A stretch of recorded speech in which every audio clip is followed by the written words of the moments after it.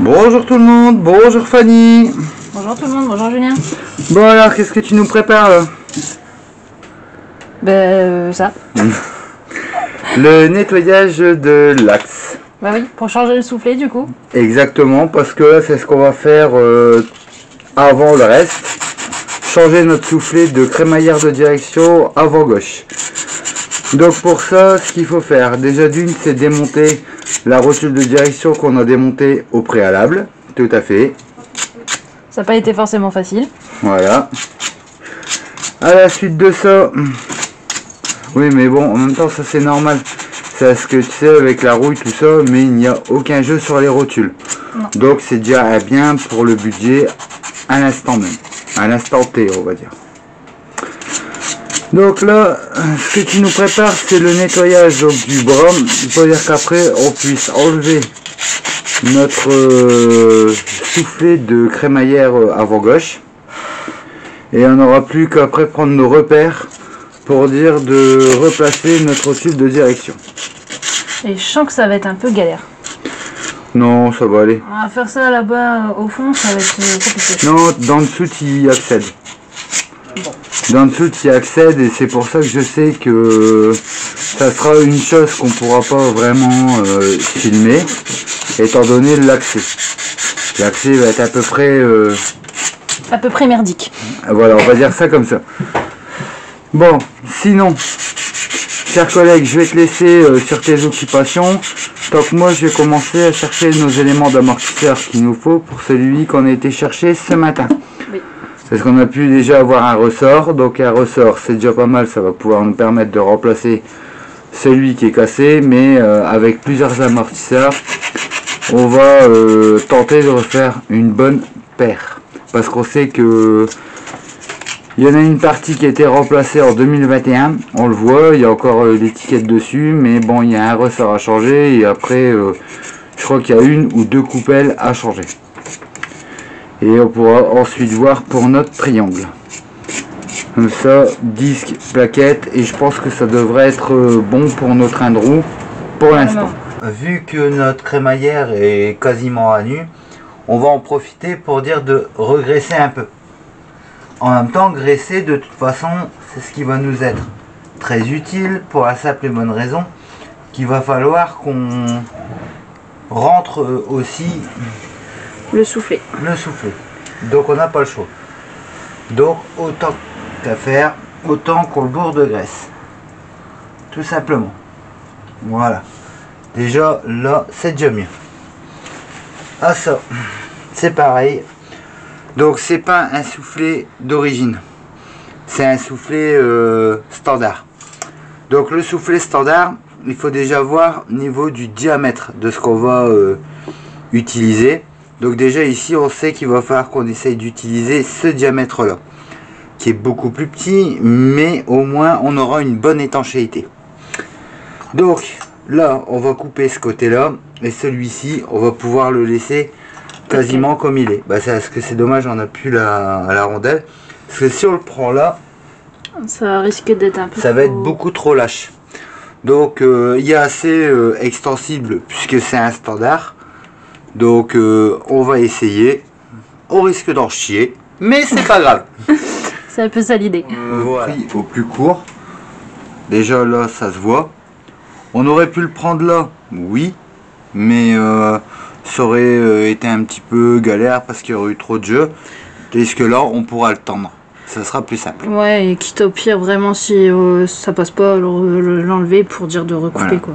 Nous avons mis du ruban adhésif sur le filetage avec de la graisse pour dire de faire glisser cette partie ici qui est déjà bien serrée, mais au moins ça sera bien pris et en même temps on sera au minimum sûr. Là si on nous dit que c'est pas ajusté, je ne comprends pas. Oui, mais ça va être compliqué et là c'est pour ça que je te dis je vais pouvoir bientôt compter sur ton aide. Tu vois, jusque là ça se passe bien, là aussi, et voilà. Bon, alors par contre, là maintenant, voilà, je crois que tu vois, pour l'instant ça se présente bien, mais là-bas, je vais aller en chier un petit peu et je pense qu'il va falloir que tu me donnes un coup de main. Bon, ben je pense que notre soufflet de crémaillère est bien replacé. Avec bien des galères.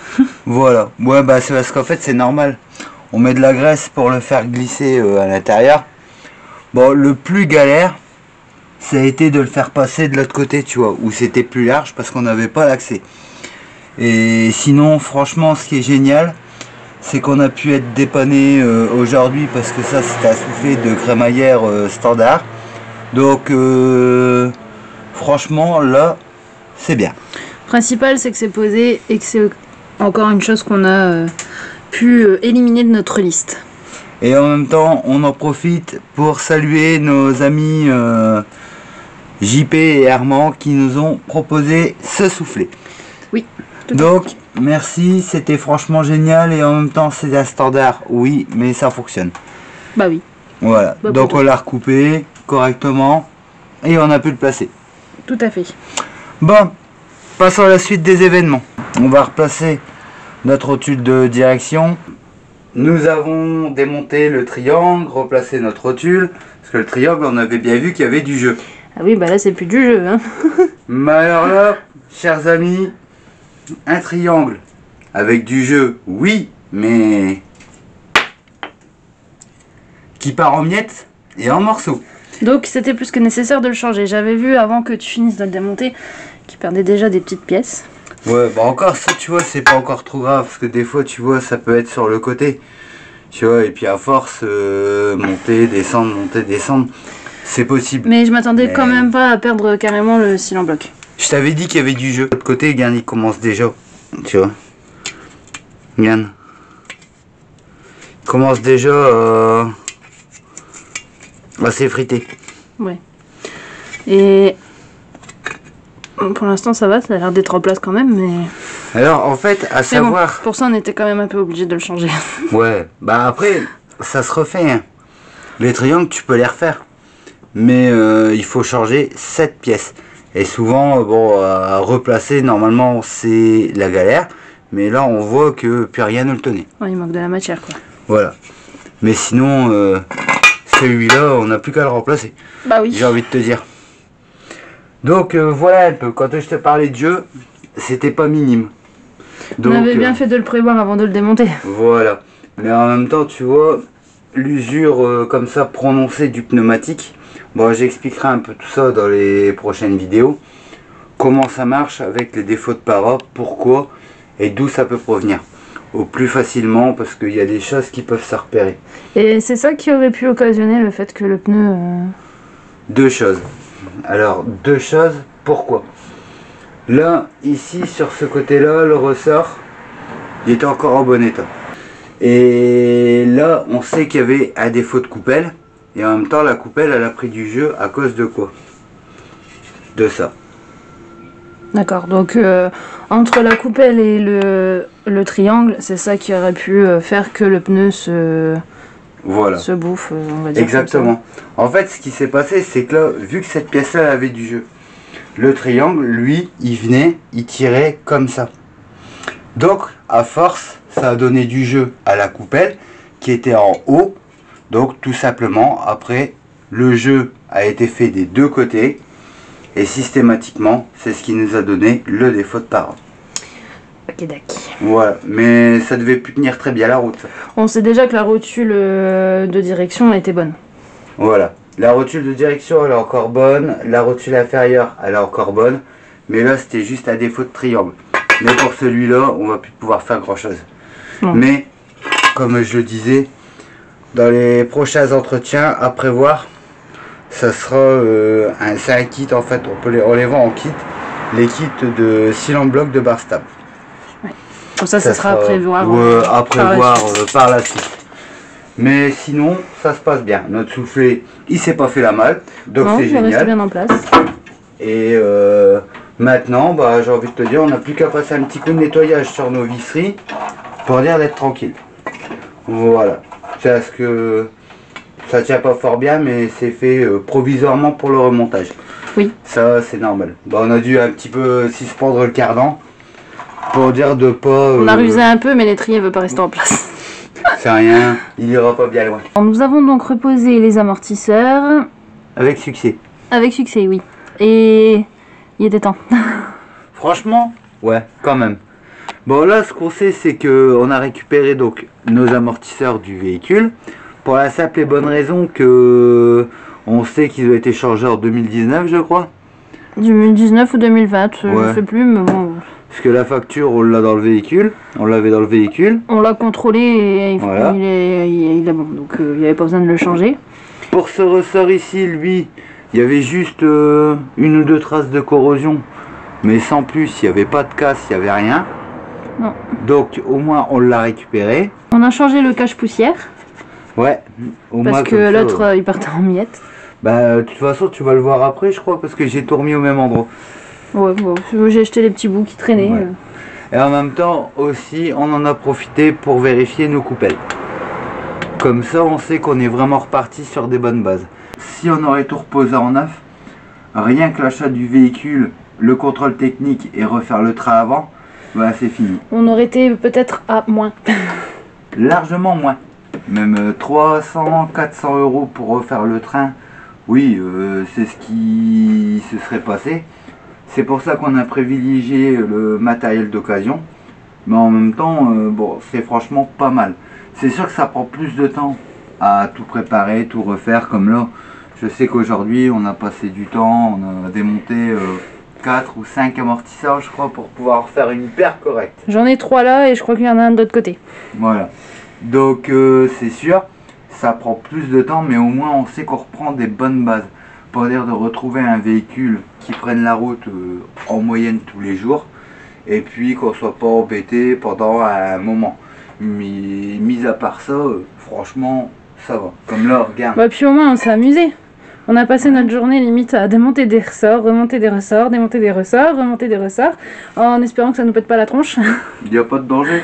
Non, bah alors, il n'y a peut-être pas de danger, mais moi je suis pas très confiante. Parce que quand je vois le machin, la pression qu'il y a dessus, non. Oui, mais c'est normal, c'est des comprimes ressorts, c'est fait pour, et en même temps, tant que tu fais ça bien, après, ça oui, va. mais t'es jamais à l'abri d'une mâchoire qui... Ah oui, qui dégage, ou on a déjà eu le tour une fois en démontant un ressort. C'est parce qu'en fait c'est carrément la fixation qui s'était barrée du ressort et c'est pour ça que le ressort, on se l'est pris en pleine tronche. Voilà, on l'a vu partir mais on l'a senti atterrir surtout. Ouais, mais ça va, on a eu le temps de se protéger quand même. Ouais, merci les réflexes. Tu vois, c'est comme ici, c'est ce que je te disais, tu vois. Là, tu vois bien tes limites d'usure de disque. Chose qu'on ne voyait plus voilà. sur les autres. Tu vois, là, ici, on voit qu'il y a une légère cote, mais il n'y a même pas 1 millimètre. Tu vois que les disques, ils sont corrects. Bon, juste les nettoyer. Bon, rouiller, ouais, ça, c'est normal. Mais le problème, c'est que même si c'est monté sur un véhicule qui reste parqué, après, forcément, ça rouille. Donc, ouais. C'est juste que, bon, là, on le fait, on le nettoie au sorvette. Comme ça, en même temps, ça restera correct. Puis, on mettra un petit coup de papier à poncer aussi sur la matière de nos plaquettes. Oui. Comme ça, on sait que pour ça, on sera OK. Après, on passera un coup sur nos étriers. Et sinon, aussi, ce que tu peux faire, c'est faire voir l'autre côté. Maintenant qu'on a pu changer le ressort. Parce que celui-là a été cassé. Et regarde, j'ai dû te mettre au bord les pièces. Alors, donc, on avait bien vu qu'il y avait une fissure sur le ressort. Mais par contre, quand on l'a démonté, on s'est rendu compte qu'il y avait une partie qui était restée dedans. Ouais. Donc voilà, en fait il était cassé là. Et cette partie-là, elle était restée dans le caoutchouc de l'amortisseur. Ouais, voilà, l'amortisseur. Donc bon, oui, bah tout le monde fait. C'était nécessaire de le changer. Et là, donc du coup, maintenant, ça a nettement meilleure mine, j'ai envie de te dire. Bah oui, un amortisseur avec un cache-poussière que je ne vois pas parce que j'ai oublié la lampe. Ah bah oui, ça va mieux. Donc je disais, un amortisseur complet avec son cache-poussière, sans ressort cassé. Voilà. Et en même temps, parce que ça doit être à la base. Chose pareille avec des coupelles vérifiées. Sinon, collègue. Oui. T'en es où toi avec ton ponçage? Mais c'est en cours. T'as pas encore fini? Ça va, hein. Bon, en même temps, on voit quand même qu'ils sont corrects et qu'ils sont encore bien sains. Et pareil. C'est une légère cote. Légère cote et le témoin d'usure qui est quelque part là dans un coin.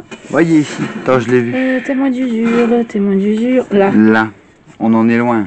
Très loin. Là, il y a encore du roulage à faire. Eh ben ça tombe bien, c'est ce qu'on va leur demander. Bon, en même temps, après, avec les plaquettes. Et en plus, c'est les plaquettes qui viennent d'un même véhicule. Oui. Qui a été entretenu. Donc tu vois un léger coup de papier à poncer dessus. Et puis, j'ai envie de te dire, un coup de nettoyage sur nos étriers. Et on remonte tout ça. Et ce sera encore une étape de boucler dans ce projet. Franchement, oui. Une très bonne étape. Ça c'est cool. Bon. Comme ça, on fait ça. Et une fois que le train avant y est fait, on s'occupe de l'arrière. Bon, alors. Là, ce qu'on fait, on sait qu'on n'a pas changé bon, nos roulements ni rien. Et donc, de ce fait, on n'a pas changé nos clips non plus. Ça, c'est très rare qu'on les change. Mais, en général, ce qui se passe quand on a des jantes tôles, voire même des jantes alu, mais c'est parce que c'est pas la même, les mêmes matières. Et ici, ce qui se passe, c'est que ça arrive qu'on n'arrive pas à décoller nos jantes. Alors, pourquoi? La raison est simple. La rouille, elle se met ici autour. Et après, c'est limite impossible. Par exemple, en cas de crevaison, ben, si on n'a rien sous la main pour dire de se dépanner, ben, ça marche pas. Situation très embêtante. Ben, quand même, tu vois, c'est un léger coup de papier à poncer qui va assez bien et assez vite à faire. Et puis au moins, comme ça, on n'est pas embêté. Et ça évite aussi de flinguer des disques de frein, par exemple, en tapant dessus avec une massette pour les décoller. Ouais, bah alors, Autre cas de figure assez embarrassant aussi. Oui, surtout si les disques ne sont pas changés. Exactement. Et tu vois, ça c'est ce que je vais faire après. Mais en fait, de mon côté, je sais que j'ai un vilain défaut. Après, quand je change des disques et des plaquettes, en général, sur des disques neufs par exemple, il y a une sorte d'huile dessus. Et pour les empêcher de rouiller, parce qu'un disque rouille tout le temps. Mais en même temps, c'est normal. C'est des pièces métalliques. Alors, ce que je fais, c'est que je mets un léger coup de papier à poncer, tu vois, comme je le fais là. Tu vois, pour dire de retrouver une surface quand même saine. Tu vois même briller un peu déjà là. Après, ici sur le tour, c'est pareil. Ça, c'est toujours conseillé de le faire. Mais un léger nettoyage. Pas de panique, c'est l'étrier. Voilà, tu vois. Là, comme ça, on est bon. L'intérieur ici, pareil, tu vois. Ça coûte rien. Un léger coup de papier. Voilà. Et pour dire d'éviter que la rouille fasse son affaire, tu vois, léger graissage. Mais bon, ça, c'est ma façon de faire. Après, il y a beaucoup d'autres façons où on peut faire pour limiter. Mais ça, c'est juste ma façon de faire. Ça protège la surface. Et ici, autour du moyeu aussi. Ça évite que ça colle aussi. Voilà, bah, c'est justement pour ça. Comme ça, après, on reprend notre disque. Tu vois, de toute façon, tu le tournes tout le temps pour de placer tes vis qui viennent tenir. Voilà, les disques. En plus, très content de les avoir récupérés parce qu'ils étaient franchement pas mal. Voilà. Ah, c'est vrai que au démontage de disques, ces vis-là, c'est galère. une horreur. Bah, quand elles sont bien mises, ça va, tu vois. Mais ne serait-ce que le fait de les démonter, les remonter, parce que généralement on repose les mêmes vis. Bah, quand on n'a pas dans la paire de disques, et ça c'est rare, que t'en aies avec. Mais en même temps, tu vois, quelque part, tu refais ça, tu le prépares bien. Surtout quand tu sais que c'est du matériel d'occasion. Et l'avantage, c'est toujours d'avoir la petite pétasse qui va bien. Ça abîme moins la tête. Voilà, tu vois. Au moins, tu sais que tu le serres pas de trop. Et voilà. Bon, il faut y aller mollo quand même avec la péteuse. Hein. Oui, ah non, mais il faut y aller un seul coup de serrage. Comme ça, au moins, t'es pas embêté. Voilà. Et en même temps, ça se fait tout seul. Tu vois, et là maintenant, ici, toujours pareil. Tu sais que tu es toujours graissé. Et donc, un léger coup de papier à poncer sur la surface du disque, là où la jambe vient de se poser. Tu vois. C'est pas grand chose, mais c'est très utile. Et là, tu refais pareil. Enfin, ça c'est ma façon de faire. Comme ça, au moins, ça évite le collage entre les parties. Voilà, tu vois. En même temps, ça évite aussi à la rouille de faire son effet et que ça vienne coller tout le reste. Tu vois, juste à coup léger. Ah oui, on va pas en mettre trop non plus, sinon on risque de perdre la roue en route. Non, il n'y a aucun danger. Tu vois, voilà. Voilà. Voilà, c'est fait. Et maintenant, il n'y a plus qu'à s'occuper de notre étrier et de nos plaquettes. Et du coup, je vais continuer d'aller poncer Voilà. le disque. Et tu vois, pour le reste de rouille qui se trouve dans les coins, ça va se faire tout seul Au freinage. au freinage. Et bien sûr, avant de reposer les plaquettes, un coup de nettoyant frein léger autour. Et puis après, au moins, on est tranquille. Bon, l'étrier de frein, tu l'as brossé un peu. Oui. Déjà, c'est déjà nettement mieux. Comme ça, ce qu'on va faire... C'est pas flagrant, mais c'est Ouais. brossé. Mais c'est parce que c'est quand même nettement plus propre, tu vois. Et puis après, quelque part, avec la soufflette, tu peux toujours le nettoyer, tu vois. Et ça Comme là, facilitera aussi la pose. exactement. C'est surtout ça. Tiens, tu vois, comme là, on sait qu'on a touché un petit peu à tout. Tu vois, quelque part, la soufflette. Voilà.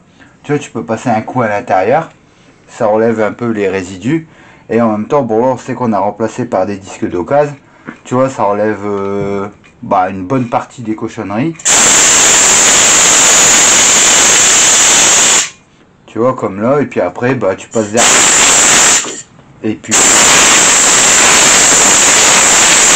en avant. Comme ça, avec ça, on est tranquille. On sait que notre surface, là, elle est graissée et elle est correcte. Comme ça, en même temps, on remet juste un petit coup de nettoyant frein sur notre surface de freinage pour que ce soit plus propre, bien sûr. Ça va nettoyer nos résidus. Voilà. Comme ça, au moins, il n'y a plus de traces de graisse.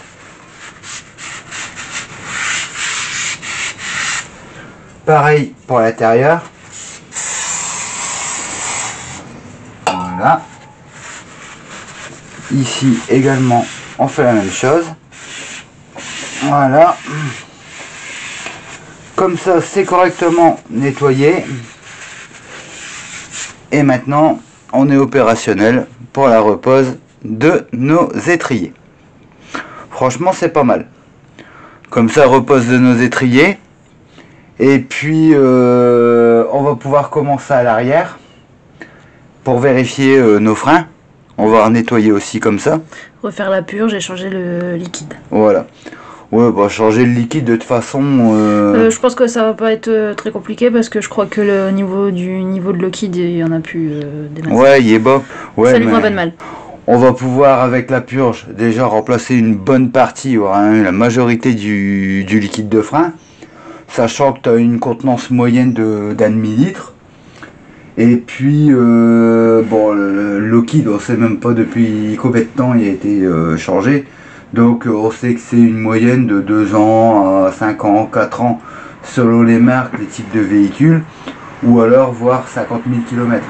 Donc maintenant, dans le doute, on verra bien l'état et ce qui va couler pendant la purge. Mais tout au moins, ça lui fera pas de mal. J'avais pas tout à fait tort avec mon histoire de kilomètres au final. Bah ouais, non, mais c'est parce qu'en fait, ça dépend des constructeurs, ce qu'ils préconisent. Mais je crois que pour la Renault Clio, je crois que c'est une moyenne de 2 ans à 4 ans. Et ou alors Ouais. les 50 000 km. Ouais, 50 000 km. Mais ça dépend vraiment de chaque véhicule, chaque marque, machin. Mais en général, ouais, ce qui change en fonction des véhicules, c'est le kilométrage. Mais par contre, tous les trucs constructeurs, en fait, parlent entre 2 et 4 ans. Donc, ce qu'on disait aussi, c'est que les coulisseaux, c'est ça. Voilà, tu vois. Mais là, comme on disait, ils étaient bien graissés. Petite vérification d'usage, mais en même temps, ça coûte rien de toujours en remettre un peu, tu vois. Voilà. t'en mettre un peu au bord du soufflet. Tu vois, comme ça au moins ça reste correct. Puis en même temps, la graisse, ça te fait un écran en fait, tu vois. Voilà. Puis après, on le repousse bien. Et tu vois que là, il est bien graissé, tu vois. Bien. Voilà. Là, c'est génial. Là, on fait pareil de l'autre côté. Tu vois. Ça sert à rien d'en mettre beaucoup. Voilà. En même temps, la chose principale du coulisseau, c'est de coulisser. Exactement. Sinon, ça s'appellerait pas comme ça. Regarde, tu vois que déjà là, la graisse, elle fait son taf. Voilà. Comme ça, là avec ça, on est tranquille. Et tant que le support d'étrier y est déposé, ici, une bonne chose à faire, c'est bien nettoyer les patins. Ah, c'est là où les plaquettes se posent. Les plaquettes coulissent.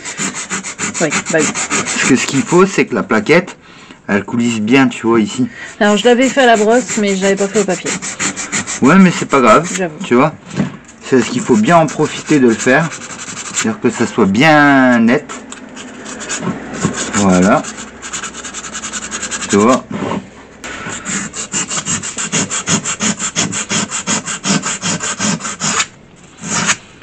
Voilà.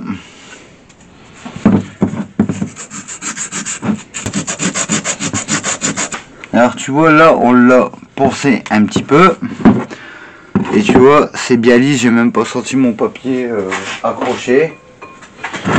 Un petit coup. Toujours bien pratique. Et tu vois, là on est bien. Et en même temps, après, je vais déjà mettre une partie de graisse, tu vois. Comme ça. Donc, quand on change un kit de frein, faut de la graisse. Bah écoute, c'est juste que il y a plusieurs manières de procéder. Je sais qu'il y en a qui font plus ou moins. Bon, les patins, t'es obligé de les graisser. Parce que c'est là-dessus que nos plaquettes ils vont coulisser. Donc si tu veux une bonne efficacité de freinage, bah, c'est toujours mieux de le faire. Exactement. Maintenant au moins c'est que c'est bien graissé et nos plaquettes, normalement elles vont se placer toutes seules. Nos coulisseaux c'est bon. Donc ça ce sera pour la répartition du freinage. Et si par exemple sur les plaquettes il y a toujours un niveau d'usure plus élevé d'un côté que l'autre, c'est normal parce que le côté piston direct, lui il va pousser plus fort que le côté extérieur au piston. Bon, mais il n'y a plus qu'à reposer tout ça maintenant. Voilà. Donc en même temps c'est ce qu'on va faire. Et nos plaquettes ils ont l'air d'avoir une usure régulière. Comme là ici c'est pareil, c'est les plaquettes. Et on voit que les plaquettes, bah, le niveau d'usure il est quasiment pareil. Tu vois. Et en même temps ce qu'on sait c'est que ici, tu vois ceux-là on les mettra côté devant le disque et ceux-là on les mettra côté piston, intérieur disque piston. Exactement. Bon après la marge entre les deux est mince. Oh, je veux dire il n'y a pas de grand écart. Non, là tu sais il n'y a pas, quand tu regardes là c'est limite l'impression que c'est même un effet d'optique. Ah ouais, c'est, je te dis, ils sont nickel. Donc là c'est pareil. Là ce qu'on fait, vu que c'est du matériel d'occasion, c'est un léger coup de papier à poncer ici, parce que c'est cette partie là qui va coulisser. Voilà. Là c'est léger. Voilà. Parce qu'après si on le ponce trop, c'est pareil. Ça va tout enlever et ça pète le top. Et en même temps, comme on dit, ça coûte rien. Tant qu'on y est, tout est démonté. Voilà. Voilà. Autant que ce soit bien préparé que de devoir tout redémonter pour replacer, renettoyer. Exactement. Autant que ce soit bien fait la première fois, au moins on est tranquille. Et toujours, bien sûr, quand on peut l'avoir, c'est bien. le petit coup de soufflette qui va bien. Aussi simple que ça. Bon, maintenant avec ça, chers collègues, on se dit quoi? On va repose reposer le tout ça. Et puis comme ça, on va finir les trains avant. Exactement. Et après, on verra ce qui se passe à l'arrière. Bon, maintenant, chers collègues, qu'il te reste plus qu'à nettoyer l'étrier avant droit et puis le support étrier avant gauche. Ce qu'on fait, on va pouvoir tout reposer et on fera voir tout ça donc la semaine prochaine lors de la vidéo, et en même temps on pourra commencer l'arrière. Ouais, comme ça on pourra boucler l'étape freinage pour ce véhicule là. Voilà, et en même temps là il y aura purge et ainsi de suite. Bon, on verra ça tout ça la semaine prochaine. Exactement. Donc ce qu'on se dit, c'est Affaire à suivre. affaire à suivre. À la semaine prochaine. À la semaine prochaine et à bientôt. À bientôt.